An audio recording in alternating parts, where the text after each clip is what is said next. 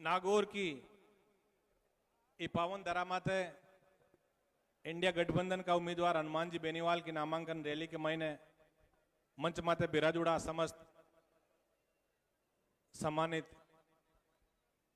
विधायकगण, पूर्व जिला प्रमुख जी, तमाम कांग्रेस और राष्ट्रीय लोकतांत्रिक पार्टी परिवार के पदाधिकारीगण और सामने विराजमान इस लोकतंत्र की नींव के पत्थर और इस देश के अन्नदाता किसान भाइयों, देश का भावी भविष्य युवा साथियों, माताओं बहनों और प्यारे बच्चों, सबसे पहले तो मैं आप सबका शुक्रगुजार हूं कि आज छोटी सी सूचना के ऊपर आप हजारों की तादाद में इंडिया गठबंधन के उम्मीदवार हनुमान जी बेनीवाल को आशीर्वाद देने आप पहुंचे हैं।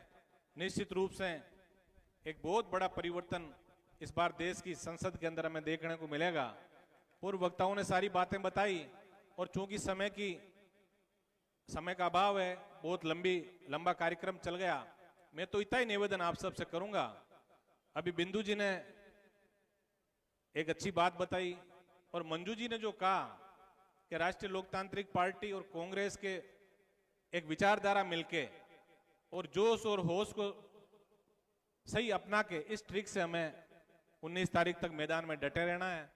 और युवा साथियों से विशेष मेरा निवेदन रहेगा कि सोशल मीडिया का जो प्लेटफॉर्म है उसके अंदर बड़ी संजीदगी से अभी मैं देख रहा हूं उन लोगों के पास और अब कोई हथियार नहीं है, सिर्फ सोशल मीडिया का हथियार है कि भाई भाई को लड़ाओ, पुराने वीडियोज लाओ, पुराने फोटो लाओ, अपलोड करो और इसी से मोदी जी देश के अंदर राज करें। आपने देखा होगा, इस चीज में हमें ध्यान रखना है।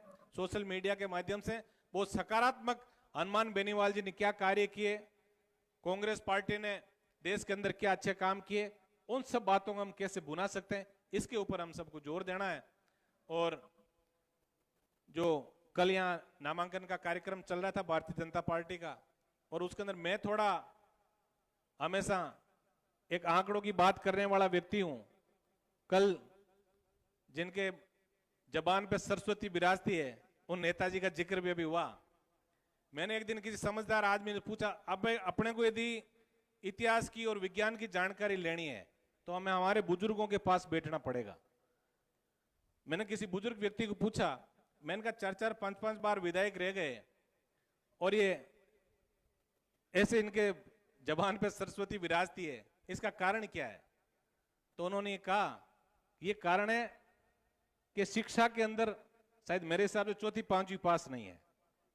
तो निश्चित रूप से आप लोगों को एक जनप्रतिनिधि जो होता है वो गाड़ी के अंदर हेडलाइट का काम करता है, सिर्फ हंसाने का मंच अलग होता है। ये जो मंच है इसके ऊपर हम अच्छी बात बताएं, आप लोगों का भावी भविष्य हम कैसे तय करेंगे, क्या हमारी विचारधारा है, कैसे हम सब लोग मिलके और राजस्थान और देश के अंदर किसान और जवान का स्वाभिमान का झंडा हम बुलंद करेंगे, ऐसी बातें हमें यहाँ करनी चाहिए। लेकिन मुझे बड़ा अफसोस भी हुआ और कल बहुत हाथरी मारवाड़ी में फटकारा ठोकेवा कि मां को तो मोदी जी हाथरो काम करियो जो मांग रीति नीति में मन लाग्यो जगह मैं भारतीय जनता पार्टी में गयो परो। पर मैं वो आंकड़ो ले आयो हूं आज बहुत साल पहले कि इंडिया बुल्स ने किया 1 लाख करोड़ का घोटाला स्वामी। इस अखबार की बहुत बड़ी कटिंग है, पूरे देश के अंदर छपी कि इंडिया बुल्स, जिसके अंदर ज्योति मिर्धा जी भी डायरेक्टर हैं, उस फर्म ने 1 लाख करोड़ का घोटाला किया। आप देख रहे हो अभी तो भारतीय जनता पार्टी ने ये ध्यान रख रही, किसी ने 5 रुपए का घोटाला किया ना उसको भी पकड़ो। तो 1 लाख करोड़ का घोटाला किया तो बीजेपी में जाना ही जाना है। और दूसरा, जिस दिन इन लोगों ने बीजेपी के अंदर एंट्री की, देश के प्रमुख अखबारों ने छापा कि रिचपाल वे पुत्र विजयपाल, लालचंद व रिचपाल समधी है। ज्योति मिर्धा भाजपा में गई तब से चर्चा थी कि रिचपाल व उनके पुत्र भी भाजपा में जाएंगे। विधानसभा चुनाव हारने के बाद से रिचपाल कांग्रेस से खपा भी थे। रिचपाल की बेटी तारा के पति रविंद्र भाकर IRS ऑफिसर हैं जो सीबीआई के रडार पर हैं, और जो सीबीआई के रडार पे जो होते हैं उनको बीजेपी ही ज्वाइन करनी पड़ती। इस चीज को आपको बहुत बड़ा ध्यान में रखना है। और ज्योति जी कल भाषण दे रहे थे, कह रहे थे कि मैंने बहुत बड़ा विकास नागौर जिले के अंदर किया। ज्योति जी जब सांसद थे उनके बाद CR चौधरी साहब सांसद रह गए। आपको शायद ध्यान नहीं है कि जो सांसद बनता है उसका अलग से खाता खुलता है और 18 महीने तक जब तक अगला सांसद कार्य नहीं कर ले और उसकी समस्त कार्यों की यूसी और सीसीओ का समायोजन नहीं हो जाए, तब तक सारे पैसे उसके खाते में पड़े रहते हैं।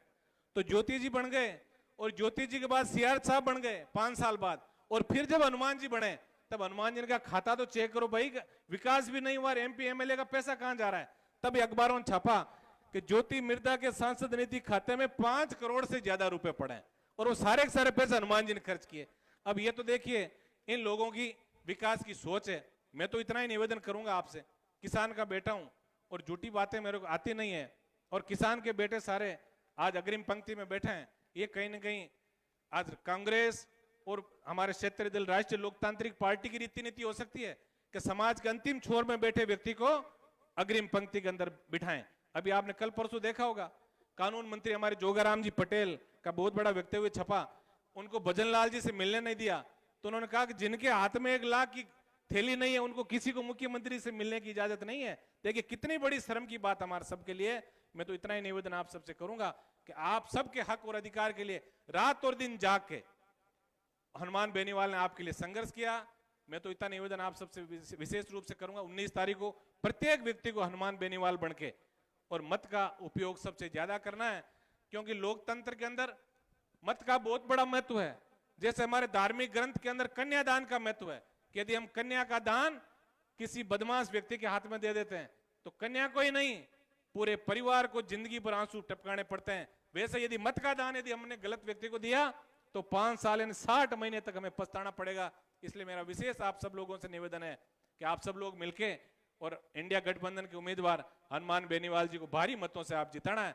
नागौर वासियों को एक ही नारा इस बार देना है कि अब की बार 4 लाख पार। इस चीज का ध्यान रखें और भारी तादाद में मत और समर्थन आशीष हनुमान बेनीवाल को दिला के और किसान कौम का झंडा देश के अंदर आप सबको मजबूत करना है। धन्यवाद। जय हिंद। राम राम।